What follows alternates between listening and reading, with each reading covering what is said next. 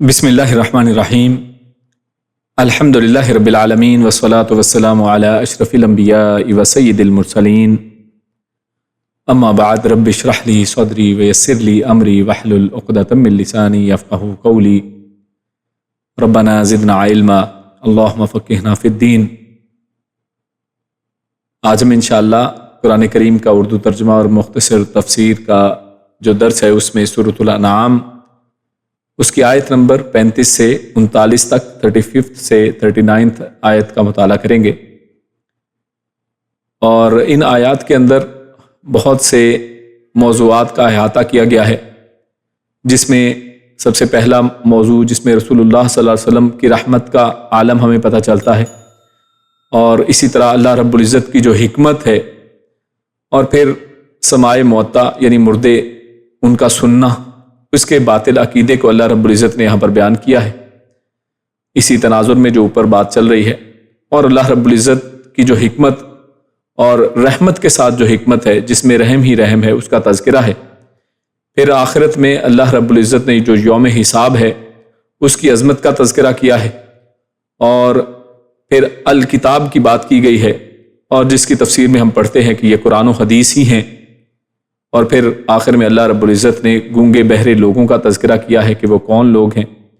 اور پھر ہدایت اور گمراہی کا تعلق اللہ رب العزت اس کی منشا سے ہے اور اس کے کنٹرول میں ہے، اس کا تذکرہ ہم پڑھیں گے۔ تو ان آیات کو اپنے پہلے موضوع سے آغاز کرتے ہیں جس کا تعلق رسول رحمت اور حکمت الہی سے ہے۔ تو سب سے پہلے قرآن کریم کی آیات کو تلاوت کرتے ہیں اور پھر ان کا ترجمہ لفظ و لفظ آپ کے سامنے پیش کرتے ہیں۔ اعوذ باللہ من الشیطان الرجیم وَإِن كَانَ كَبُرَ عَلَيْكَ إِعْرَاضُهُمْ فَإِنِ اسْتَطَعْتَ أَن تَبْتَغِيَ نَفَقًا فِي الْأَرْضِ أَوْ سُلَّمًا فِي السَّمَاءِ فَتَأْتِيَهُمْ بِآيَةٍ وَلَوْ شَاءَ اللَّهُ لَجَمَعَهُمْ عَلَى الْهُدَى فَلَا تَكُونَنَّ مِنَ الْجَاهِلِينَ۔ اور ان اگر کانا ہو یا ہے، کبورا، یہ کبیر جو ہم لفظ اردو میں بھی بولتے ہیں اور عربی میں بھی اللہ اکبر کا لفظ کا بولا جاتا ہے، تو یہی اصل میں اس کا روٹ ہے کبورا، یعنی بڑا جاننا، بڑا محسوس کرنا، یعنی گراں اور مشکل محسوس کرنا۔ تو یہاں پر اس معنی میں ہے گراں گزرنا، یعنی مشقت طلب، مشقت جس سے ہو، جس سے انسان کے دل کے اوپر کچھ گزرتی ہو۔ تو اللہ فرماتا ہے وَإِن كَانَ كَبُرَ، اور اگر ہے کبورا گراں، بہت بھاری، علیکا آپ کے اوپر، اعراضهم، اعراض کہتے ہیں منہ موڑنے کو، دوسری طرف منہ کر لینا، ہم ان کا، یعنی اگر ان سب کا آپ کی دعوت کے اوپر منہ موڑ لینا آپ کے اوپر گراں گزرتا ہے، تو ان اگر، یعنی ایسی صورت میں، یعنی دین استطاعت، اگر استطاعت آپ استطاعت رکھتے ہیں، اگر آپ کر سکیں، اور یہ استطاعت کا لفظ بھی ہم اردو زبان میں بھی بولتے ہیں۔ تو ایک غور کرنے کی بات یہ ہے کہ قرآن کریم کو جب بھی ہم پڑھتے ہیں تو اگر ہم اس کو اردو زبان، اور ہمیں تو یہ ایک خاص نعمت حاصل ہے کہ اردو زبان کے اوپر تھوڑا سا غور کریں اور عربی زبان قرآن مجید کو پڑھتے ہوئے غور کریں، تو بہت سے لفظ ہمیں ملتے جلتے مل جائیں گے۔ تو یہاں پر بھی ایسا ہی ایک لفظ ہمارے سامنے آ رہا ہے، استطاعت، کہ اگر آپ کر سکیں، یعنی اگر آپ کی استطاعت میں ہو، ان کے تبتغی، کہ آپ تلاش کریں یا آپ چاہیں، ابتغاء ویسے یہ اس کا مطلب ہوتا ہے چاہنا، کسی چیز کی حصول کی ایک خواہش، اور تلاش کے معنی میں بھی اور کسی چیز کو پانے کے معنی میں بھی آتا ہے، یعنی اگر آپ کر سکیں، یعنی آپ تلاش کر پائیں، نفقاً، اور نفق کہتے ہیں سرنگ کو، یعنی ایسا سوراخ جس کے دو طرف ہوں، کوئی سرنگ، فی الارض زمین میں، او سلمن، یا پھر کوئی سیڑھی، فی السماء آسمان میں، فتأتیہم، تو پھر لے آئیں ان کے پاس، فتأتیہ آپ لے آئیں، ہم ان کے پاس، بھی آیا ساتھ کوئی نشانی، یعنی اگر آپ کے استطاعت میں ہو، اگر آپ کر پائیں، کیا ایسا کہ آپ زمین کے اندر کوئی سرنگ نکال سکتے ہوں تو نکال لیں، یا پھر آسمان کی طرف کوئی سیڑھی لگا سکتے ہوں تو لگائیں، اور ان کے لیے کوئی نشانی لے آئیں، اگر آپ کو ان کا اعراض کرنا گراں گزرتا ہے. ولو شاء اللہ، ولو اور اگر، شاء اللہ شاء چاہنا، ولو شاء اور اگر چاہا، اللہ اللہ نے، یعنی اگر اللہ چاہتا، لجمعہم یہ لام تاکید ہے، یعنی اس کے اندر تاکید اور اصرار ہے، یعنی ضرور جمع وہ جمع کر دیتا، ہم ان سب کو، ضرور وہ سب کو اکٹھا کر دیتا، علی الہدا ہدایت کے اوپر. فلا پھر نہ تکونن، تکونا یہی کانا کا جو لفظ اوپر آیا ہے وہی کانا، کن فیکون میں بھی ہم پڑھتے ہیں یہی لفظ. تو قرآن مجید میں بہت سے مختلف شکلوں میں یہ لفظ آپ کے سامنے آتا ہے. تو یہ وہی لفظ ہے تکونا ہوں، فلا تکونن تو پس نہ آپ ہرگز بنے، نہ آپ ہوں ہرگز. اور ہرگز کا معنی کہاں سے آیا ہے؟ تکونن یعنی کانا یکونو میں جو آخر میں تشدید آ گئی ہے تو شدت اس کے اندر، لفظ کے معنی کے اندر شدت پیدا ہو گئی ہے. تو پھر آپ ہرگز نہ ہوں، نہ بن جائیں، من الجاہلین، من سے، الجاہلین جہالت کرنے والے یا جاہل لوگوں میں سے. تو یہ آیت آپ کے سامنے تلاوت کی گئی، اس کا ترجمہ آپ کے سامنے رکھا گیا. اب اس کا مختصراً آپ کے سامنے تفسیر پیش کرتے ہیں. اللہ فرماتا ہے وَإِن كَانَ كَبُرَ عَلَيْكَ إِعْرَاضُهُمْ فَإِنِ اسْتَطَعْتَ أَن تَبْتَغِيَ نَفَقًا فِي الْأَرْضِ أَوْ سُلَّمًا فِي السَّمَاءِ فَتَأْتِيَهُمْ بِآيَةٍ. تو یہ جو پہلا حصہ اس آیت کا ہے، اس میں سب سے پہلی بات جو اللہ رب العزت نے بیان کی ہے اس سے یہ پتہ چلتا ہے کہ رسول اللہ صلی اللہ علیہ وسلم اپنی امت کی کامیابی کے لیے، اپنی امت کے اس رویے کے اوپر کہ جو اعراض والا رویہ ہے اس کے اوپر کتنا پریشان تھے، کتنا ان کو یہ طلب رہتی تھی کہ یہ امت کامیاب ہو جائے، اس جہنم سے نکل کر جنت کی طرف چل جائے. اور یہ امت جو تھی جب ان کا کہا نہ مانتی تھی، ان کی باتوں کو ریجیکٹ کرتے تھے، ان کی باتوں کی طرف منہ ہی نہیں رکھتے تھے بلکہ منہ کو موڑ لیتے تھے، اعراض کرتے تھے، منہ کو دوسری طرف کر لینا. اور عقیدے کی کتابوں میں اگر آپ پڑھیں تو کفر کے جو مختلف اقسام بیان کی جاتی ہیں ان میں سے ایک قسم کفر اعراض بھی ہے کہ انسان اس انداز میں کفر کرے کہ انسان کسی شخص کی بات کی طرف توجہ ہی نہ کرے، اس سے ہی منہ موڑ لے کہ میں اس کو سننا ہی نہیں چاہتا، اس پر کان دھرنا ہی نہیں چاہتا. تو یہ اصل میں عالم تھا ان کفار کا کہ جن کی طرف رسول اللہ صلی اللہ علیہ وسلم کو بھیجا گیا ہے. اور یقیناً رسول اللہ صلی اللہ علیہ وسلم کے ساتھ جب ایسا ہوتا تھا، آپ کی دعوت کو ٹھکرایا جاتا تھا، تو یہ آپ صلی اللہ علیہ وسلم کے دل کے اوپر گراں گزرتا تھا، ان کے اوپر یہ بڑی بات تھی ان کے لیے کہ ایسا کیوں ہو رہا ہے. تو اللہ رب العزت نے اس کے جواب میں، اس کی وضاحت میں یہ آیت نازل فرمائی جس میں اللہ رب العزت نے پھر رسول اللہ صلی اللہ علیہ وسلم کو ایک بات بھی کہی ہے. اللہ رب العزت فرماتے ہیں فَإِنِ اسْتَطَعْتَ أَن تَبْتَغِيَ نَفَقًا. اصل میں معاملہ یہ تھا کہ جس کی مزید تفصیل سورۃ بنی اسرائیل میں آیت نمبر 90 سے 97 اگر ہم تلاوت کریں تو اس کے اندر اللہ رب العزت نے جو کفار مکہ تھے، مشرکین تھے، ان کی طرف سے کچھ مطالبات کا تذکرہ فرمایا ہے کہ جس میں اللہ رب العزت نے بتایا کہ وہ بہت سے معجزات کا مطالبہ کرتے تھے رسول اللہ صلی اللہ علیہ وسلم کو کہ ہم آپ کی رسالت کو، آپ کی نبوت کو، ہم اللہ رب العزت کی ذات کو اور اس دین کو اس وقت مانیں گے کہ جب آپ ہمارے سامنے معجزات کو پیش کریں. آپ آسمان میں چڑھ جائیں اور آسمان سے خود قرآن کریم یا کتاب لکھی ہوئی لے کر آئیں جس کو ہم پڑھیں. آپ کے پاس خزانے آ جائیں، سونا آ جائے اور آپ کی دونوں طرف جو ہے باغات ہو جائیں. اور بہت سے اس طرح کے مطالبات انہوں نے وہاں پر کیے ہیں، جن میں سے دو کو خصوصاً اللہ رب العزت نے یہاں پر تذکرہ کر کے کہ اگر آپ چاہیں، اگر آپ کر سکتے ہیں، یعنی اگر آپ کو دل چاہتا ہے، اگر آپ کا دل تنگ پڑتا ہے ان کے اس اعراض کے اوپر کہ یہ منہ کیوں موڑتے ہیں اور معجزات کا مطالبہ کرتے ہیں تو یہ معجزات آ جانے چاہیے، تو اگر پھر آپ لا سکتے ہیں تو آپ لے آئیں. تو فرمایا کہ اگر آپ کوئی معجزہ لا کر ان لوگوں کو اسلام قبول کرنے پر آمادہ کر سکتے ہیں، کیونکہ معجزہ لانے کا مقصد کیا ہے کہ شاید وہ لوگ اس معجزے کو دیکھ کر اسلام قبول کر لیں. اگر آپ کو لگتا ہے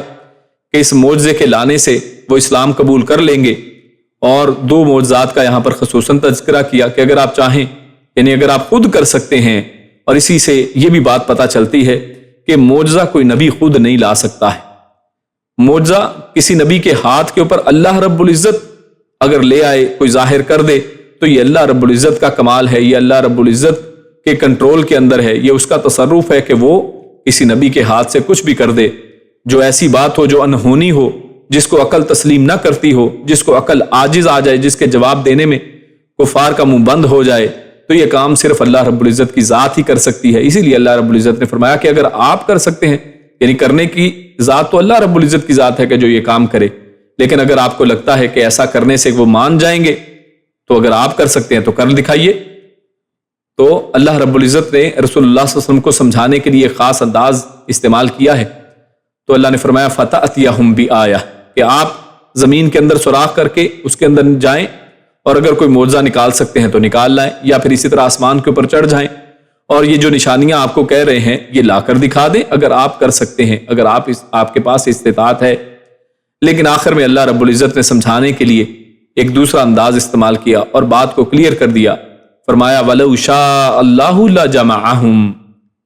کہ یہ تو اللہ رب العزت کی اصل میں مرضی ہے۔ یعنی اگر آپ یہ خیال کرتے ہیں کہ کوئی نشانی وہ دیکھیں گے، آپ کی یہ نشانیاں لانے سے یا اللہ رب العزت کے کوئی نشانیاں ظاہر کرنے سے یہ لوگ ایمان لے آئیں گے، تو یہ ضروری نہیں ہے۔ یعنی اگر آپ سمجھتے ہیں کہ وہ ایمان لے آئیں گے اگر یہ نشانیاں وہ دیکھ لیں گے، کیونکہ ہدایت تو یہ پھر ضروری بات نہیں ہے۔ کیونکہ ہدایت جو ہے وہ اللہ رب العزت کی منشا کے اوپر ہے۔ وَلَوْ شَاءَ اللَّهُ لَجَمَعَهُمْ، کہ اگر اللہ چاہتا، اگر اللہ کی منشا ہوتی تو اللہ رب العزت ان سب کو ہدایت کے اوپر خود ہی جمع کر دیتا۔ لیکن اصل میں اللہ رب العزت کی منشا، اور یہاں پر منشا سے مراد اللہ کی حکمت ہے، کہ اگر اللہ رب العزت کی حکمت ہوتی، اگر اللہ رب العزت چاہتا اور اسی کو بہتر سمجھتا، تو یقیناً اللہ رب العزت کے لیے تو یہ بہت ہی آسان تھا کہ اللہ رب العزت صرف کن کا کلمہ کہتے اور سب لوگ ایمان کے اوپر آ جاتے، آپ کو کوئی تکلیف نہ ہوتی، کوئی مشکل نہ پڑتی، تو یہ بہت آسان کام تھا۔ لیکن یہ ہدایت کا تعلق جو ہے اللہ رب العزت کے ہاتھ میں ہے۔ یہ ہدایت کو اللہ رب العزت نے اپنی حکمت کے تحت اس انداز میں رکھا ہے کہ جو ہدایت کا طلبگار ہوگا، جو ہدایت کی طرف بڑھے گا، اللہ رب العزت اس کو ہدایت دیں گے۔ تو یہ اللہ رب العزت کی منشا کے اوپر ہے، اور آپ صلی اللہ علیہ وسلم کا جو کام ہے اللہ رب العزت نے وہ صرف پہنچا دینا، پیغام پہنچانا، اور رسول اور پیغمبر بنایا ہے۔ رسول اور پیغمبر کس کو کہتے ہیں؟ جو پیغام لے کر آئے۔ آپ پیغام لانے والے ہیں، آپ سیدھے راستے کی طرف رہنمائی کرنے والے ہیں، لیکن وہ سیدھے راستے کا تعین کرنا یہ اللہ رب العزت کے ہاتھ میں ہے، اور اسی طرح وہ سیدھا راستہ اور اس کے اوپر چلانے کی توفیق دینا یہ بھی اللہ رب العزت کے ہاتھ میں ہے۔ تو اللہ رب العزت نے فرمایا کہ یہ اصل میں یہ اللہ رب العزت کے ہاتھ میں ہے، اگر اللہ چاہتا تو سب کو اس کے اوپر جمع کر دیتا، ہدایت کے اوپر۔ فَلَا تَكُونَ مِنَ الْجَاهِلِينَ، مگر ایسا کرنا اس کی مشیت اور حکمت کے خلاف ہے، جو بظاہر یہ ہے کہ اس نے کیا کیا ہے کہ انسانوں کو اختیار دے دیا ہے، اور زبردستی یہ نہیں کیا ہے کہ کوئی شخص کہے کہ نہیں میں تو یہ کرنا چاہتا تھا اور میں اس راستے پر چلنا چاہتا تھا۔ اللہ رب العزت نے ہدایت اور روشنی اور اندھیرے یہ سب واضح کر دیے ہیں۔ اللہ رب العزت نے سیدھا راستہ بھی ہمارے سامنے رکھ دیا، اور اللہ رب العزت نے برائیوں کے تمام راستے بھی رکھ دیے، اور ان سب کے اوپر انبیاء کو اور کتابوں کے ذریعے سے ہدایت دے دی کہ کون سا راستہ سیدھا ہے جنت کی طرف جانے والا، کون سا راستہ جو ہے وہ ٹیڑھا ہے اور جہنم کی طرف لے جانے والا ہے۔ اور ان سب کی وضاحت کے بعد اللہ رب العزت نے اختیار دے دیا تاکہ آزمائش ہو۔ انسان جب اختیار کرے گا خود سے تو اسی پر اس کو اجر ملے گا۔ اگر اللہ رب العزت ہی سب کو زبردستی ایک سیدھے راستے کے اوپر چلا دے تو پھر اجر کس چیز کا؟ تو پھر جنت اور دوزخ کا مقصد ختم ہو جاتا ہے۔ تو یہ سب اللہ رب العزت کی ایک کامل حکمت کے تحت ہے کہ اللہ رب العزت نے یہ اختیار انسانوں کے ہاتھوں میں دے دیا ہے تاکہ لوگوں کی آزمائش ہو سکے، اور اس آزمائش کے بدلے میں اللہ رب العزت لوگوں کو جنت اور جہنم اور نعمتیں عطا فرما سکے۔ تو اگر یہ اختیار چھین لیا جاتا تو یہ آزمائش کا سلسلہ ہی ختم ہو جاتا۔ بہرحال اپنے کاموں کی حقیقی جو حکمت ہے وہ اللہ رب العزت ہی جانتا ہے۔ اور آخر میں جو اللہ رب العزت نے فرمایا فَلَا تَكُونَنَّ مِنَ الْجَاهِلِينَ، یعنی آپ ان کے کفر پر زیادہ حسرت اور افسوس نہ کریں۔ یعنی اس انداز میں اللہ رب العزت نے یہ جو بات کہی ہے کہ آپ جاہلوں میں سے نہ ہو جائیں، یعنی مطلب یہ کہ آپ ان کے بارے میں اس انداز میں پریشان نہ ہوں، یہ آپ کے اوپر جو گراں گزرتا ہے آپ اپنا کام کریں، اور وہ کام یہ ہے کہ آپ حق کا پیغام ان لوگوں تک پہنچائیں۔ ان لوگوں کو امر بالمعروف اور نہی عن المنکر کا جو فریضہ آپ کو دیا گیا ہے، اور آپ کی پوری جماعت کو، اس پوری امت کو جو دیا گیا ہے، ان کو چاہیے کہ اس کے اوپر فوکس کریں، اور ہدایت دینا یا نہ دینا یہ اللہ رب العزت کی عظیم حکمت کے تحت ہے، اور بلکہ اللہ تعالیٰ کی مشیت اور تقدیر اور اس کی مصلحتوں پر ایمان رکھ کر تسلی حاصل کریں۔ کیونکہ جب انسان اللہ رب العزت کی مشیت کے اوپر اپنے آپ کو، اپنے دل کو اس کے اوپر سیٹسفائی کر لیتا ہے تو اللہ رب العزت پھر ہدایت دے دیتا ہے۔ اللہ رب العزت سورۃ التغابن میں کیا ارشاد فرماتا ہے کہ ما اصاب من مصیبت الا باذن اللہ ومن یؤمن باللہ یہدی قلبہ، کہ جو کچھ بھی ہوتا ہے سب اللہ رب العزت کے اذن سے ہوتا ہے، اور جو شخص ومن یؤمن باللہ، جو اللہ رب العزت کے اوپر ایمان لے آتا ہے، اور ایمان اس چیز کا کہ ہاں یقیناً اس کے پیچھے کوئی نہ کوئی حکمت ہوگی، یہدی قلبہ، تو اللہ رب العزت اس کے دل کو ہدایت دے دیتا ہے، اللہ رب العزت اس کے دل کو سکون دے دیتا ہے،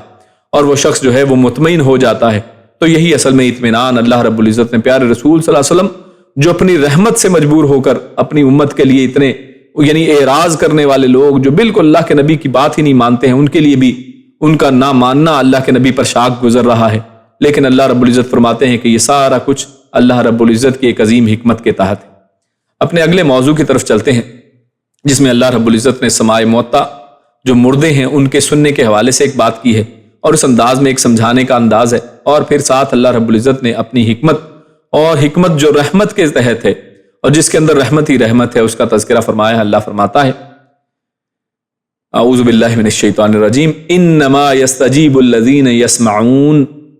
والموتى یبعثهم اللہ ثم الیہ یرجعون وقالوا لولا نزل علیہ آیۃ من ربہ قل ان اللہ قادر علی ان ينزل آیۃ ولکن اکثرهم لا يعلمون۔ انما، در حقیقت صرف، یعنی یہ کلمہ حصر ہے، یعنی اس کے سوا ہے ہی نہیں، یعنی اس کے سوا کچھ نہیں ہو سکتا ہے، یہی بات حقیقی اور یقینی ہے۔ یستجیب، یعنی اس جو جملے کو آغاز اللہ رب العزت نے انما کہہ کر اس بات کے اوپر ایک مہر تصدیق ثبت کر دی ہے کہ اصل بات اور حقیقی بات آگے بیان کی جا رہی ہے، اور وہ کیا ہے؟ یستجیب، قبول کرتے ہیں یا جواب دیتے ہیں، اور یستجیب میں یہ اردو میں جواب اور اجابت کا لفظ جو ہے بولا جاتا ہے، یہ اصل میں وہی ہے۔ یستجیب، قبول کرتے ہیں، جواب دیتے ہیں، الذین، وہی، یسمعون، جو سنتے ہیں، یعنی جو سنتے ہیں وہی اصل میں جواب دے سکتے ہیں۔ جواب دینا انہی کی استطاعت کے اندر آتا ہے کہ جن کے پاس سننے کی استطاعت ہو،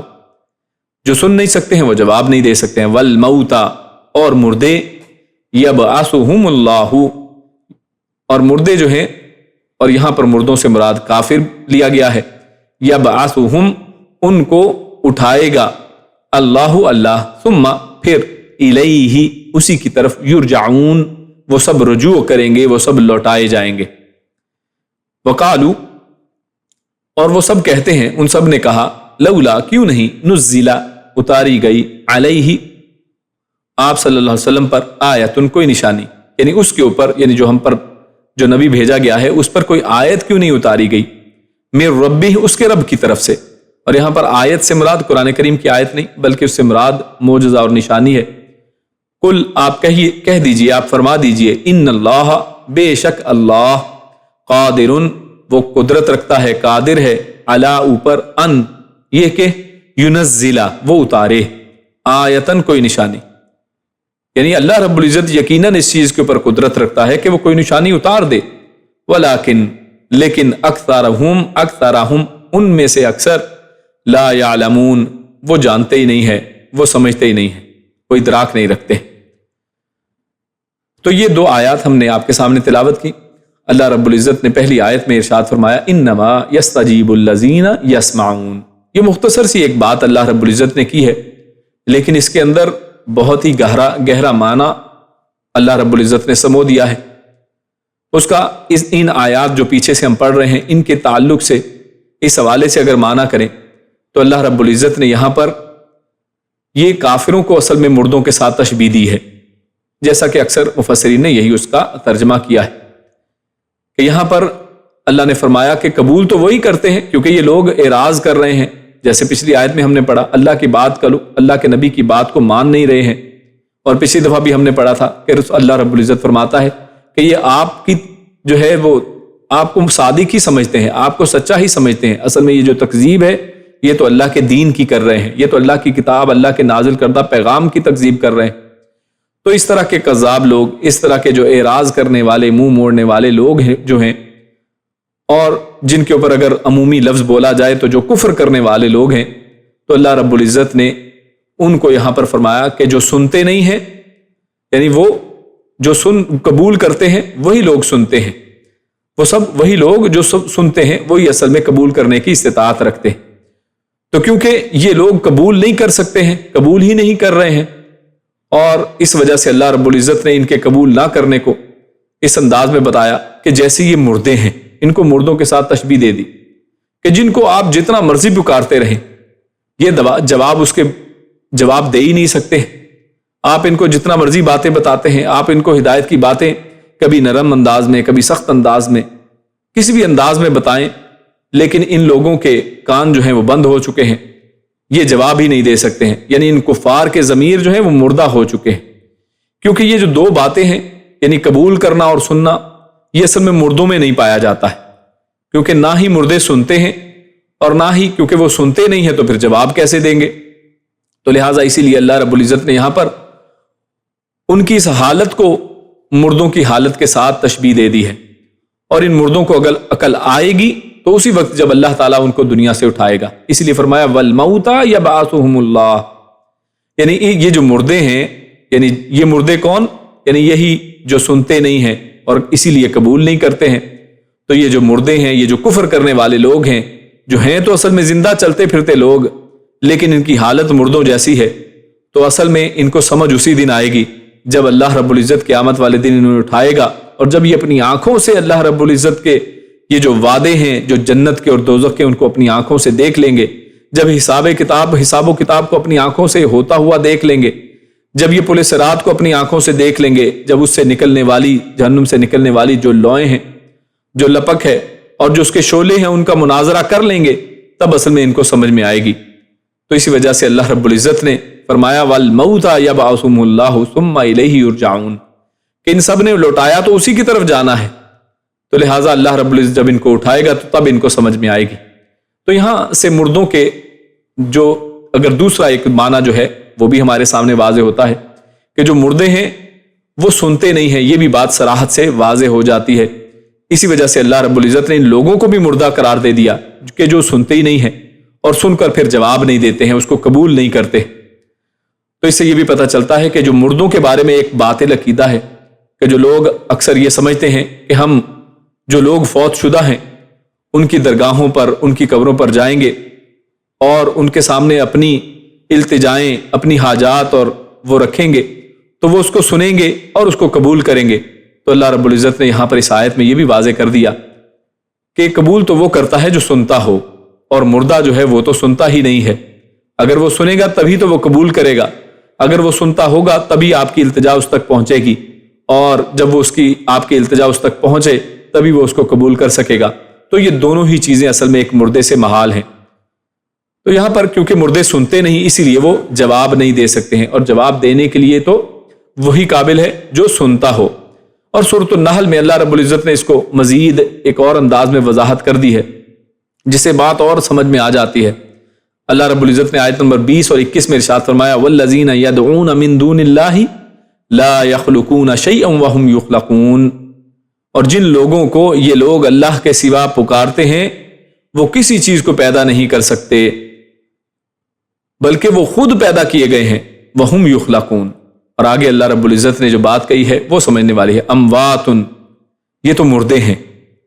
یعنی جن کو پکارا جا رہا ہے یہ سب مردے ہیں۔ غیر احیائن، بہت سے لوگوں نے یہ بعض کیونکہ باتیں بنا رکھی ہیں کہ نہیں آپ ان کو مردہ کہہ رہے ہیں لیکن یہ تو اپنی قبروں میں زندے ہیں، تو اللہ نے فرمایا یہ مردے ہیں غیر احیائن، یعنی ورنہ صرف یہ بھی کہہ دیتا نا اللہ کہ یہ مردے ہیں تو اتنا کافی تھا، لیکن اس سے ایک ڈاؤٹ رہ جاتا کہ ہاں ہم ان کو مردہ سمجھتے ہیں لیکن قبروں میں تو زندہ ہے۔ اللہ نے بالکل اس کے تابوت کے اندر آخری کیل ٹھوک دی ہے اور واضح کر دیا ہے کہ یہ اس طرح سے مردے ہیں کہ یہ زندہ بالکل بھی نہیں ہیں۔ وما یشعرون، اچھا کوئی شخص کہے کہ اچھا چلو مردے ہم کہہ دیتے ہیں اور زندہ بھی اس انداز میں نہیں ہے لیکن کچھ نہ کچھ تو ان کو شعور ہوگا نا، لیکن اللہ رب العزت نے اس کی بات بھی فرما دی وما یشعرون ایان یبعثون، وہ آپ کی باتوں کو کیا سنیں گے، وہ آپ کی حاجات کو کس طرح سے بر لائیں گے، ان کو تو خود اپنا پتہ نہیں ہے کہ وہ کس دن اٹھائے جائیں گے۔ وما یشعرون، ان کو کوئی شعور نہیں ہے، ایانا کہ کب کس دن، یبعثون ان کو اٹھایا جانا ہے، ان کو تو اپنے اٹھائے جانے کا بھی علم نہیں ہے، تو لہٰذا وہ تمہاری حاجات کا علم کیسے رکھتے ہیں۔ تو خیر یہ موضوع قرآن کریم میں بہت سی مقامات پر اس کی وضاحت آئی ہے، یہاں پر مختصراً ہی ہم اس کو بیان کر رہے ہیں۔ اس کے بعد اللہ رب العزت آگے ارشاد فرماتا ہے وَقَالُوا لَوْلَا نُزِّلَ عَلَيْهِ آیَةٌ مِّن رَبِّهِ۔ اب یہ جو بات اللہ رب العزت نے فرمائی ہے ان کا ایک قول ان کفار کا، اور کون کفار؟ خصوصاً وہ جو نبوت کے منکر ہیں، منکرین نبوت، اللہ کے نبی ہونے کو، اللہ کے رسول صلی اللہ علیہ وسلم محمد رسول اللہ کے نبی ہونے کو نہیں مانتے تھے۔ تو ان کا ایک یہ بھی شبہ تھا، وہ شبہ ایک پیش کیا کرتے تھے کہ اگر یہ اللہ کے رسول ہیں تو اپنے ساتھ نظر آنے والا کوئی معجزہ لے کر آئیں، جیسے کہ پچھلی آیت میں بھی ہم نے دیکھا کہ وہ معجزے کی فرمائش کیا کرتے تھے۔ تو وہ کہتے ہیں کہ یہ کوئی معجزہ کیوں نہیں لے کر اترتے ہیں اپنے رب کی طرف سے، جسے ہم آنکھوں سے دیکھ لیں، اور ہر کوئی جب اس کو دیکھ لے گا تو پھر ظاہر ہے اس کے پاس انکار کرنے کی کوئی وجہ باقی نہیں رہے گی، تو سب کو اس کے اوپر یقین آ جائے گا۔ تو یہ ان کی ایک بات ہے۔ تو اللہ رب العزت نے ان کا رد اس انداز میں اس بات کو کہہ کر فرمایا کہ پیارے حبیب صلی اللہ علیہ وسلم قل، آپ فرما دیجئے ان اللہ قادر علی ان ینزل آیہ، کہ اس میں کوئی شک والی بات نہیں ہے کہ اللہ رب العزت کوئی نشانی نازل نہیں کر سکتا ہے، کوئی معجزہ نازل نہیں کر سکتا۔ یقیناً اللہ نازل کر سکتا ہے، یہ اللہ رب العزت کی قدرت میں ہے، اللہ رب العزت اس کے اوپر قادر ہے۔ اور اس کی دلیل کیا ہے؟ قرآن کریم کے جا بجا بے شمار مقامات اس کی دلیل ہیں کہ پچھلی قوموں کے اوپر اور ان لوگوں کا رابطہ، یہ جب روم میں جاتے تھے تو عیسائیوں اور یہودیوں کے ساتھ ہوا کرتا تھا، مدینہ سے گزرتے ہیں تو مدینہ میں یہود قبائل ہیں، تو لہٰذا اسی طرح سے یعنی ان لوگوں کو معلوم تھا، اور بہت سے یہودی اور عیسائیوں کے ساتھ یہ لوگ جا کر مشورہ بھی کیا کرتے تھے، لہٰذا انہیں یہ علم تھا کہ ان پہلے نبیوں کے اوپر بھی معجزات آئے ہیں۔ لیکن کیا انہوں نے اپنے انبیاء کے اوپر نازل شدہ وہ معجزات ان کو مانا تھا؟ کیا موسیٰ علیہ السلام کے ماننے والوں نے موسیٰ علیہ السلام پر نازل ہونے والے بہت سی بڑی بڑی نشانیوں کو مانا تھا، جس کا اللہ رب العزت نے سورۃ الاعراف میں 9 نشانیاں گنوائی ہیں؟ تو کیا ان کو مانا گیا تھا؟ تو یقیناً ان کو مانا نہیں گیا تھا، لیکن اللہ رب العزت یقیناً اس پر قادر ہے، جس کی دلیل یہ موسیٰ علیہ السلام کے معجزات، صالح علیہ السلام کی اونٹنی کے معجزات، اور بہت سے انبیاء کے اوپر جو نازل کردہ معجزات ہیں، یہ اس کی نشانیاں ہیں۔ بلکہ رسول اللہ صلی اللہ علیہ وسلم کے حوالے سے بھی کوئی ایسی بات نہیں ہے کہ اللہ کے نبی صلی اللہ علیہ وسلم پر کوئی معجزہ نازل نہیں ہوا، بلکہ بعض مؤلفین نے انہوں نے 300 سے زیادہ رسول اللہ صلی اللہ علیہ وسلم کے ہاتھوں سے جو معجزات اللہ رب العزت نے صادر فرمائے ہیں، اللہ رب العزت ان کا تذکرہ فرمایا ہے۔ تو چھوٹے بڑے بہت سے معجزات رسول اللہ صلی اللہ علیہ وسلم سے بھی ہیں، تو اس لیے یہ بات ان کی بالکل غلط ہے کہ کوئی اللہ رب العزت کوئی معجزہ نازل کیوں نہیں کرتا ہے، بلکہ خود قرآن کریم جو ہے یہ بذات خود ایک معجزہ ہے۔ تو لہٰذا یقیناً اللہ رب العزت اس کے اوپر قادر ہے، وَلَٰكِنَّ أَكْثَرَهُمْ لَا يَعْلَمُونَ، لیکن اللہ رب العزت کی حکمتوں کو اکثر لوگ نہیں جانتے ہیں۔ یعنی جس چیز کو وہ نہیں جانتے ہیں وہ اصل میں کیا ہے؟ وہ اللہ رب العزت کی حکمت ہے کہ اللہ رب العزت تمہاری فرمائشوں کے اوپر معجزے نازل نہیں کرتا ہے۔ کیوں؟ اس کے پیچھے بھی یہ بہت بڑی حکمت ہے، اور اسی لیے اس آیت کا جو موضوع تھا اس کے اندر ہم نے بات کی تھی کہ یہ اللہ رب العزت کی جو حکمت ہے وہ رحمت کی وجہ سے، یہ اللہ رب العزت کی بہت بڑی رحمت ہے کہ اللہ رب العزت اس طرح کے بڑے بڑے معجزات اس امت کے اوپر ظاہر اللہ رب العزت نے اس انداز میں نہیں کیے ہیں۔ کیوں؟ کیونکہ جو تاریخ ہے وہ گواہ ہے، قرآن کریم کی مختلف آیات اس چیز پر گواہ ہیں کہ جب بھی اللہ رب العزت نے کسی قوم کے مانگنے پر وہ معجزہ عطا کیا ہے تو اس کے جواب میں پھر اس کے بعد اللہ رب العزت نے جو راستے ہیں وہ بند کر دیے ہیں، پھر اس کے بعد توبہ کا راستہ بند ہو جاتا ہے۔ یہ اللہ رب العزت کا قانون ہے کہ اس کے بعد مدت مہلت جو ہے وہ ختم ہو جاتی ہے، اور اللہ رب العزت پھر اس کے بعد عذاب لے آتے ہیں۔ یعنی اب تو معجزہ دیکھ لیا ہے، دیکھنے کے بعد قبولیت نہیں ہے، ہاں بن دیکھے غیب کے اوپر ایمان لانا۔ اسی لیے سورۃ البقرہ کے شروع میں اللہ رب العزت نے کیا فرمایا؟ متقین کی صفت بیان کرتے ہوئے کہ ھدی للمتقین، یہ کتاب متقین کے لیے ہدایت ہے، اور متقین کی صفت کیا ہے؟ الذین یؤمنون بالغیب، پہلی صفت ہی یہ ہے کہ وہ غیب کے اوپر ایمان لاتے ہیں۔ یعنی اگر آپ نے معجزہ دیکھ کر ہی ایمان لانا ہے تو پھر یہ ایمان کس کام کا؟ تو اس کے بعد فوراً عذاب آ جایا کرتا ہے۔ لہٰذا ان معجزوں کا جن کی وہ فرمائش کیا کرتے تھے ان کا نہ آنا یہ اللہ رب العزت کی رحمت کا تقاضا ہے کہ ان کو ہلاک نہ کیا جائے، مگر ان کے اکثر لوگ اس بات کو نہیں جانتے ہیں، جیسا کہ امام رازی رحمہ اللہ نے بھی بیان فرمایا ہے۔ اس کے بعد ہم اپنے اگلے موضوع کی طرف چلتے ہیں، جس میں اللہ رب العزت نے یوم حساب کی عظمت کو بیان کیا ہے اور الکتاب کا لفظ استعمال کیا ہے، اور جس کی تفصیل میں ہم مزید پڑھیں گے۔ اللہ فرماتا ہے اعوذ باللہ من الشیطان الرجیم وما من دابۃ فی الارض ولا طائر یطیر بجناحیہ الا امم امثالکم ما فرطنا فی الکتاب من شیء ما فرطنا فی الکتاب من شیء ثم الی ربہم یحشرون۔ वलाकिन, और लेकिन, अक्सर, वमा मिन दाब्बतिन, वमा और नहीं है, मिन दाब्बा कोई भी दाब्बा, और दाब्बा जमीन पर चलने वाले जानदारों को कहते हैं, यानी कोई भी जमीन पर चलने वाला नहीं है, फिल अर्दी जमीन में। और यहां पर यह भी एक नोट कर लें, फिल अर्दी का है जमीन में, और ये जो फी का लफ्ज है वो बाज़ औक़ात फी का लफ्ज इस्तेमाल किया जाता है, लेकिन इसका माना क्या है, आला, यानी जमीन के ऊपर। और ऊपर और फी ये दोनों ही इसके मानों के अंदर आप इसका इहाता कर लें, यानी जमीन के कोई जानदार ऊपर चलता है या जमीन के अंदर चलता है। जैसे बहुत से हशरात जो हैं जमीन के अंदर सुराख बनाकर, जैसे चींटियां ही हैं, या इसी तरह जो स्नेल्स हैं, या बहुत सी ऐसी चीजें जो हैं वो अर्थवर्म हैं। तो ये बहुत सी चीजें जमीन के अंदर या जमीन के ऊपर, जैसे जानदार हैं, जानवर हैं, वो जमीन के ऊपर चलते हैं, तो सब इसके अंदर शामिल है। वला ताइरिन, और ना ही कोई परिंदा, यतीरु कि वो उड़ता हो, बिजनाहिही अपने परों से, जनाहिही अपने दोनों परों के जरिए से, इल्ला मगर, उमामुन यानी जमीन के ऊपर कोई चलने वाला जानवर हो या फिर कोई परिंदा जो हवा में अपने दोनों परों से उड़ता हो, वो सब क्या है, नहीं है वो मगर उमामुन गिरोह हैं, अमसालुकुम तुम्हारी ही तरह, जिस तरह तुम गिरोह हो उसी तरह वो भी गिरोह हैं। मा फर्रतना नहीं कोताही की हमने, फिल किताबी किताब में, मिन शई किसी चीज से, सुम्मा फिर इला रब्बिहिम अपने रब की तरफ, युहशरून वो सब इकट्ठे किए जाएंगे। तो यहां पर आयत नंबर 38, इस आयत के अंदर अल्लाह रब्बुल इज्जत ने शुरू में जो बात कही है वो अल्लाह रब्बुल इज्जत ने जमीन के ऊपर चलने वाले जानवर या फिर हवाओं में उड़ने वाले जो दो परों के साथ उड़ने वाले परिंदे हैं उनका तज़किरा फरमाया है। यानी इन सब को अल्लाह रब्बुल इज्जत ने फरमाया कि जिस तरह से तुम उम्मतें हो इसी तरह से ये भी उम्मतें हैं, यानी तुम कोई अकेली उम्मत नहीं हो। अल्लाह रब्बुल इज्जत ने बहुत सी उम्मतें बनाई हैं, बहुत से गिरोह बनाए हैं, और परिंदे और इसी तरह जमीन पर चलने वाले जानवर भी उसी तरह से उम्मतें हैं। और जैसे कुरान करीम के दीगर मकामात पर हमें पता चलता है कि ये सब जो है अल्लाह रब्बुल इज्जत की तस्बीह बयान करते हैं। और इसी तरह सूरत सबा के अंदर भी हम इसकी मजीद तफसील देखते हैं कि जहां पर अल्लाह रब्बुल इज्जत दाऊद अलैहिस्सलाम का तज़किरा करते हुए फरमाता है कि अल्लाह रब्बुल इज्जत ने वलकद आतईना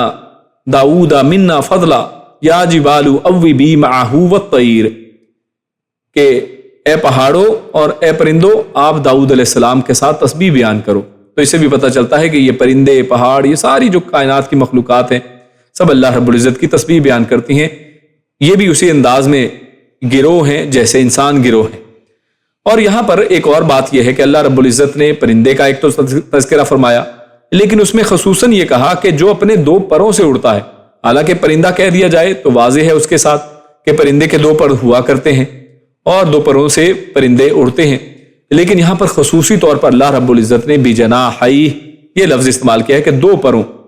परों के साथ उड़ने वाले। तो अल्लाह रब्बुल इज्जत ने ये असल में कहकर ये एहतमाल खत्म कर दिया कि ये कोई मुहावरा या तशबीह है, क्योंकि बाज़ औक़ात किसी चीज की बहुत तेज रफ्तारी की वजह से, कि जैसे घोड़ा अगर बहुत तेज दौड़ रहा हो तो उसके लिए भी कहा जाता है कि घोड़ा इस तरह से दौड़ रहा था जैसे उड़ रहा था। तो तेज रफ्तारी को बाज़ औक़ात उड़ान के साथ तशबीह दे दी जाती है, लेकिन यहां पर अल्लाह रब्बुल इज्जत ने उस मुहावरे को और एहतमाल को खत्म कर दिया कि यह मुहावरतन नहीं कहा जा रहा, बल्कि ये हकीकी परिंदे जो हैं उनकी बात हो रही है जो परों से उड़ते हैं, यानी यहां पर सिर्फ तेज रफ्तारी मुराद नहीं है।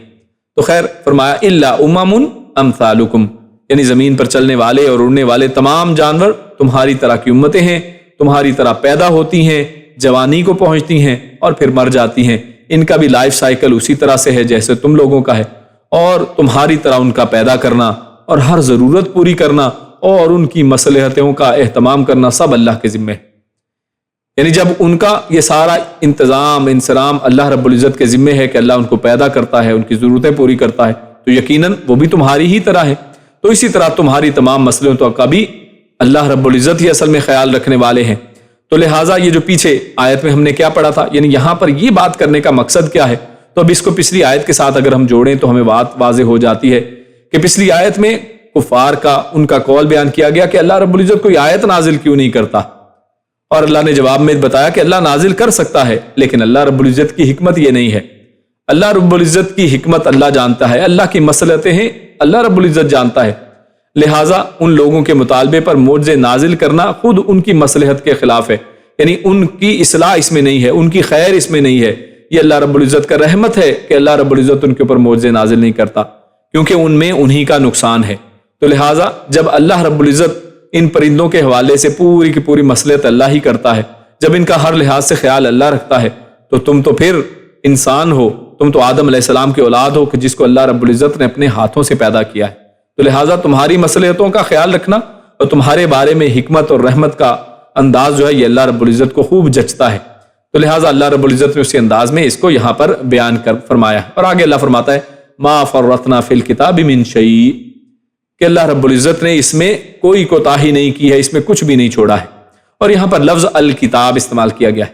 تو اس حوالے سے مفسرین نے اس کے دو معنی بیان کیے ہیں۔ پہلا تو یہ کہ الکتاب سے مراد لوح محفوظ ہے، کوئی ایسی، اور یہ لوح محفوظ کے بارے میں ہم جانتے ہیں کہ اس میں کوئی ایسی چیز نہیں ہے کہ جس میں کوئی کمی رہ گئی ہو، اللہ رب العزت نے ہر چیز اس میں بیان کر دی ہے، اور جس کا اظہار ہمارے سامنے صحیح بخاری کی حدیث ہے، ابو ہریرہ رضی اللہ تعالیٰ عنہ وہ راوی ہیں، وہ فرماتے ہیں کہ رسول اللہ صلی اللہ علیہ وسلم نے ارشاد فرمایا کہ قلم خشک ہو چکا ہے اور اس پر جو تم کرنے والے ہو، کہ اللہ رب العزت نے قیامت تک جو کچھ تم ابھی کرنے والے ہو اس سب کو بھی اس میں لکھ دیا ہے، اور قلم خشک ہو چکا، یعنی اب اس نے جو لکھنا تھا لکھ دیا، اب دوبارہ لکھنے کی کوئی ضرورت نہیں ہے، سب کچھ لکھا جا چکا ہے۔ اور الکتاب سے مراد یہاں پر قرآن کریم بھی ہو سکتا ہے، یہ دوسرا معنی ہے کہ اس سے مراد ضروری نہیں کہ لوح محفوظ ہو، اس سے مراد قرآن کریم بھی ہو سکتا ہے۔ اور رازی رحمہ اللہ انہوں نے فرمایا یعنی یہی معنی زیادہ ظاہر ہے، وہ کہتے ہیں کہ یہی معنی یعنی اس کو قرآن کریم سمجھنا یہی زیادہ ظاہر ہے، اس لحاظ سے کہ اللہ تعالیٰ نے اس میں دین کے متعلق تمام اصول جو ہیں اور بنیادی باتیں وہ بیان کر دی ہیں، اور جن جزیات کا ذکر اللہ رب العزت نے قرآن میں نہیں کیا ہے وہ رسول اللہ صلی اللہ علیہ وسلم کے اپنے قول و عمل سے بیان کر دیے گئے ہیں، جیسا کہ اللہ رب العزت نے قرآن کریم سورۃ النحل آیت نمبر 89 میں خود ارشاد فرمایا ہے وَنَزَّلْنَا عَلَيْكَ الْكِتَابَ تِبْيَانًا لِكُلِّ شَيْءٍ، کہ ہم نے آپ صلی اللہ علیہ وسلم پر کتاب نازل کی اس حال میں کہ وہ ہر چیز کا واضح بیان ہے، تِبْيَانًا لِكُلِّ شَيْءٍ، اس میں ہر چیز کا بیان ہے، سب چیزیں کھول کر بیان کر دی گئی ہیں۔ اور فرمایا یعنی وہ کھول کر کیسے ہیں اور اس میں ہر چیز کا بیان کیسے ہے کوئی کہہ سکتا ہے، تو اصل میں یہ بیان اس انداز میں ہے کہ خود رسول اللہ صلی اللہ علیہ وسلم کو بھی اس میں شامل کر دیا گیا۔ فرمایا وَمَا آتَاكُمُ الرَّسُولُ فَخُذُوهُ وَمَا نَهَاكُمْ عَنْهُ فَانْتَهُوا، کہ یعنی یہ اللہ کے نبی صلی اللہ علیہ وسلم جو کچھ تمہیں دیں وہ اس کو لے لو، اور جس چیز سے تمہیں روک دیں اس سے رک جاؤ۔ تو رسول اللہ صلی اللہ علیہ وسلم کا جو دینا ہے وہ بھی اصل میں اس قرآن کریم کا تبیان ہے، اسی کی وضاحت ہے اور اسی کی ایکسپلینیشن اور اسی کی ایکسٹینشن ہے۔ تو خلاصہ یہ ہے کہ حدیث نبوی بھی کتاب الہی ہے، اور دین کی کوئی ایسی بات نہیں ہے جو اگر ہم قرآن اور سنت، قرآن اور حدیث دونوں کو اگر ملا لیں تو اس میں بیان نہ کر دی گئی ہو۔ اللہ رب العزت نے تمام ضروری باتیں جس کی انسانوں کو، انسانیت کو رہتے دن تک، آخری دن تک ضرورت ہے، اللہ رب العزت نے اس قرآن و سنت میں بیان فرما دی ہیں۔ ثم الی ربہم یحشرون، تو یہاں پر کفار کو تنبیہ ہے کہ جب اللہ تعالی حیوانات و انس سب کے حالات سے واقف ہے اور اس کا نامہ اعمال محفوظ ہے، جیسا کہ اوپر اس الکتاب کے اندر بیان کر دیا کہ سب کچھ اس میں ہے، موجود ہے، اور اس کا بدلہ بھی اسے ملے گا۔ یعنی یہ محفوظ کیوں کیا جا رہا ہے، یقیناً اس کے پیچھے ایک لاجک ہے جو یہاں پر بیان نہیں کی گئی، لیکن ظاہر ہے، یعنی اس کا ظاہر یہ ہے سب چیزوں کے لکھے جانے کا کہ قیامت والے دن اس کا بدلہ دیا جائے گا، انسان جو کچھ بھی کرے گا اس کا بدلہ پائے گا۔ تو تم اپنے بارے میں یہ کیوں سمجھ رہے ہو کہ تمہیں تمہارے اعمال کا بدلہ نہیں دیا جائے گا، یقیناً اس کا بدلہ ملے گا۔ اس لیے فرمایا ثم الی ربہم یحشرون، کہ تمہیں اکٹھا کیا جائے گا، اور قیامت والے دن جب تمہیں اکٹھے ہوگے تو بدلہ ملے گا۔ اور یہ معنی جو ہے امام رازی رحمہ اللہ نے بیان فرمایا ہے۔ اور اس آیت جس میں اللہ فرماتا ہے ثم الی ربہم یحشرون، اور ایک دوسری آیت جس میں اللہ فرماتا ہے وَإِذَا الْوُحُوشُ حُشِرَتْ، سورۃ التکویر کے اندر، اور جب جنگلی جانور اکٹھے کیے جائیں گے، وَإِذَا الْوُحُوشُ، جب وحشی جانور حُشِرَتْ اکٹھے کر دیے جائیں گے۔ تو یہ جو آیت ہمارے سامنے ہے ثم الی ربہم یحشرون، اور یہ جو تکویر کی آیت ہے، ان دونوں آیتوں سے پتہ چلتا ہے کہ جانوروں کا بھی قیامت کے دن حشر ہوگا، یعنی جانور بھی قیامت والے دن اکٹھے کیے جائیں گے، کیونکہ بات تو پیچھے جانوروں کی ہے، سمجھانا انسان کو مطلوب ہے، لیکن اللہ رب العزت مثال جو ہے وہ جانوروں کی پیش کر رہا ہے۔ تو جب جانور بھی قیامت والے دن ان کا بھی حشر ہوگا، اور ان سے کفر و شرک، ہاں یعنی یہ بات واضح ہے کہ ان سے ظاہر ہے کفر و شرک اور ایمان و اعمال کا تو محاسبہ نہیں ہوگا، لیکن اگر کسی ایک جانور نے کسی دوسرے جانور پر کوئی ظلم کیا ہوگا تو اس کا بدلہ ضرور دلوایا جائے گا، جیسا کہ صحیح مسلم کی حدیث میں ہمارے سامنے آتا ہے۔ ابو ہریرہ رضی اللہ تعالیٰ عنہ بیان کرتے ہیں کہ رسول اللہ صلی اللہ علیہ وسلم نے ارشاد فرمایا کہ ضرور بالضرور حقداروں کے حقوق ادا کر دیے جائیں گے، یعنی قیامت والے دن سب کو ان کا حق مل جائے گا، حتیٰ کہ بے سینگ بکری کا بدلہ سینگ والی بکری سے لیا جائے گا۔ یعنی اس دن اگر کوئی سینگ والی بکری نے بے سینگ بکری کو سینگ مار کر ظلم کیا ہے تو اس کو بھی اس کا بدلہ مل کر رہے گا۔ تو اس سے پتہ چلتا ہے کہ قیامت والے دن اللہ رب العزت نے جب ان جانوروں کا حساب کرنا ہے تو پھر انسان کس طرح سے اپنے آپ کو اس طرح سے بے تعلق کر سکتا ہے، اپنے اعمال کے بارے میں انسان کیسے بے فکر ہو سکتا ہے۔ ہمیں بھی چاہیے کہ بے فکر نہ ہوں، بلکہ اس قیامت کے بارے میں اس کی تیاری کریں، بے فکری نہ ہو۔ اور بعض علماء نے کہا ہے کہ یہاں حشر سے مراد کفار کا حشر ہے، تو یہ بھی بیان کیا گیا کہ اس سے مراد کفار کا حشر ہے۔ اور بعض علماء کا خیال ہے کہ یہ بات بطور تمثیل، ایک مثال کے طور پر اللہ نے بیان کی ہے، اور مقصد اصل میں کیا ہے؟ قیامت اور حساب و کتاب کی اہمیت کو واضح کرنا ہے کہ حساب و کتاب جب جانوروں کا ہو سکتا ہے تو یقیناً انسانوں کا بھی ہوگا، کیونکہ جانور تو مکلف ہی نہیں ہیں۔ تو بعض کا یہ جو کہنا ہے کہ یہ یہاں پر صرف تمثیل ہے، تو کیونکہ اور اس کے اوپر بات کی گئی ہے کہ یہ جانور جو ہے اصل میں مکلف نہیں ہے، یعنی ظاہر ہے وہ کفر و شرک کے اور ایمان اور اعمال کا ان سے حساب ہی نہیں ہوگا۔ تو اس حوالے سے بعض نے یہ کہا، اور اس کا جواب یہ دیا گیا ہے کہ حدیث میں بدلے کا، یہاں پر جیسے صحیح مسلم کی حدیث ہمارے سامنے آئی ہے کہ اس میں خصوصاً بدلے کی بات کی گئی ہے، تو یہ صرف مثال نہیں ہے بلکہ یقیناً ان کا بھی حساب ہوگا۔ ہاں، یہ بات علیحدہ ہے کہ ان سے ظلم کا صرف حساب ہوگا، یعنی وہ مکلف نہیں ہے تو لہٰذا ان سے وہ چیزیں تو نہیں ہیں، لیکن اگر ایک جانور نے دوسرے پر ظلم کیا ہے تو اس کا حساب ضرور لیا جائے گا، کیونکہ یہاں پر بدلے کی بات کی گئی ہے حدیث کے اندر۔ تو اس سے یہ واضح ہوتا ہے کہ قیامت والا ایک دن ہے، حساب والا دن ہے، اور جب جانوروں کا حساب ہوگا تو یقیناً انسانوں کو بھی اس سے جو ہے اس کی طرف غور و فکر کرنا چاہیے اور اس کے لیے تیاری کرتے رہنا چاہیے۔ آخری ہمارا جو موضوع ہے وہ گونگے بہرے لوگوں اور کے حوالے سے کہ اللہ رب العزت نے کن کو گونگے بہرے لوگ کہا ہے،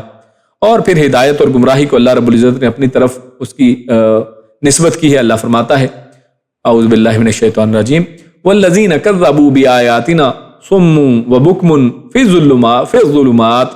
والذین کذبوا بآیاتنا صم وبکم فی الظلمات من یشاء اللہ یضللہ ومن یشاء یجعلہ علی صراط مستقیم۔ والذین، اور وہ لوگ جو کذبوا، جنہوں نے جھٹلایا، بآیاتنا، ہماری آیتوں کو، سمن، وہ بہرے ہیں، وبکمن، اور گونگے ہیں، فی الظلمات، اور اندھیروں میں ہیں، من یشاء اللہ یضللہ، جسے اللہ چاہے، یضللہ، اس کو وہ گمراہ کر دیتا ہے، ومن یشاء، اور جسے وہ چاہتا ہے، یجعلہ، وہ کر دیتا ہے اسے یا بنا دیتا ہے اسے، علی صراط مستقیم، سیدھے راستے کے اوپر، یعنی وہ اس کو سیدھے راستے پر چلا دیتا ہے۔ تو یہ مختصر سی آیت ہے، آخری آیت ہم پڑھ رہے ہیں۔ اللہ فرماتا ہے والذین کذبوا بآیاتنا، یعنی ہماری آیات کو جھٹلانے والے، چونکہ حق بات کو وہ نہ سنتے ہیں نہ ان کی زبانوں سے حق بات نکلتی ہے، اسی لیے اللہ رب العزت نے ان کو کیا فرمایا؟ سم و بکمن، وہ بہرے بھی ہیں اور گونگے بھی ہیں، یعنی حالانکہ ان کے جو فزیکل کان ہیں وہ ہیں، اور اسی طرح ان کی زبان ہے، بول سکتے ہیں، لیکن کیونکہ حق بات سنتے نہیں ہیں اور حق کی بات آگے پہنچاتے نہیں ہیں، اس کا جواب نہیں دیتے ہیں، اس کو مانتے نہیں ہیں، لہٰذا ان کو سمن بکمن کہہ دیا گیا ہے۔ تو ان کی بات نہ سننا اور ان کی زبانوں سے حق کا جاری نہ نکلنا، اس لیے وہ بہرے اور گونگے ہیں، اور کفر و شرک اور نفس کی بے جا خواہشوں کے اندھیروں میں وہ پھنسے ہوئے ہیں۔ تو فی الظلمات سے مراد کیا ہے؟ وہ جو ان کا نفس کا اندھیرا ہے، بے جا خواہشوں کا اندھیرا، چاہے وہ راتوں کو کلبوں کے اندر ڈانس کرنے میں اور وہاں پر روشنیوں میں گزاریں تو اس روشنی کا ان سے کوئی فائدہ نہیں ہے۔ اصل میں یہ جو اندھیرا ہے، یہ اصل میں اس جہالت کا اندھیرا ہے جس کے اندر جو اپنی خواہشوں اور اپنی من مرضی کی زندگی کے اندر وہ پھنسے ہوئے ہیں۔ اور اللہ فرماتا ہے من یشاء اللہ یضللہ، تو یہاں پر ظاہر تو یہ لگ رہا ہے کہ اللہ جس کو چاہے وہ گمراہ کر دے، تو اصل میں یہ ظاہر تو آیت کا یہ کہتا ہے، لیکن اصل بات یہ ہے کہ تمام اختیارات اصل میں اللہ کے ہاتھ میں ہیں، یعنی اختیارات اللہ کے ہاتھ میں ہیں، وہ جسے چاہے گمراہ کر دے اور جسے چاہے سیدھی راہ پر لگا دے۔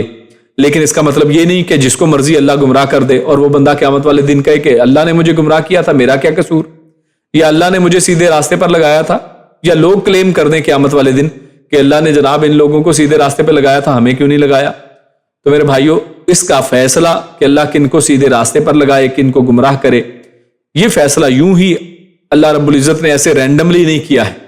بلکہ عدل و انصاف کے تقاضوں کے مطابق یہ فیصلہ ہوتا ہے۔ اللہ کی چاہت جو ہے وہ کس انداز میں ہوتی ہے کہ وہ گمراہ انہی کو کرتا ہے جو اپنی صلاحیتوں کو صرف صحیح استعمال نہیں کرتے،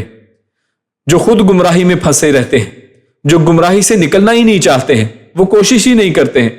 ان کے سامنے ہدایت کا راستہ رکھا جاتا ہے، اس کو پسند ہی نہیں کرتے ہیں، خود اعراض کرتے ہیں، جیسا کہ پچھلی آج کی تمام آیات میں ہمارے سامنے واضح ہوتا ہے۔ تو ان کا یہ بہرے رہنا، جیسے اسی آیت کے شروع کے حصے میں ہمارے سامنے آتا ہے، سمن و بکمن، وہ اپنے آپ کانوں کے اندر، بلکہ مشرکین مکہ کے بارے میں تو آپ جانتے ہیں کہ اپنی کانوں میں انگلیاں ٹھونس لیا کرتے تھے تاکہ یہ ہدایت کی بات ہمارے کانوں کے اندر داخل نہ ہو، ہمیں ماننی نہ پڑ جائے۔ تو لہٰذا یہ اس طرح کی جو حرکت ہے انسان کی، اس طرح کی جو